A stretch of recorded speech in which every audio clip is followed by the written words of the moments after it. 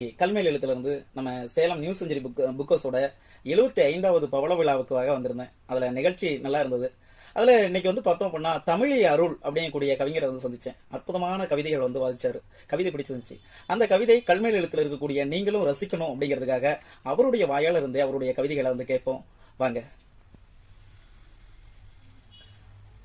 கொஞ்சம் நேரம் என் கைகளை இறுக பற்றிக் கொள்ளுங்கள். என் தோள் மீது சாய்ந்து நன்றாக அழுந்து கொள்ளுங்கள். சொல்ல முடியாத எல்லாவற்றையும் சொல்லி புலம்புங்கள். யாருக்கும் காட்டாத உங்களை பேச விடுங்கள். உங்கள் கையில் இருக்கும் மற்றவர்களின் நேர்மையை தூக்கி எறியுங்கள். உங்கள் கையில் இருக்கும் மற்றவர்களின் நேர்மையை தூக்கி எறியுங்கள். புறப்பேச்சுகளை கேட்கும் காதுகளை கொஞ்சம் இறக்கி வையுங்கள். அடுத்தவரின் ஒழுக்கத்தை பற்றி பேசும் உங்கள் நியாயங்களுக்கு ஓய்விடுங்கள்.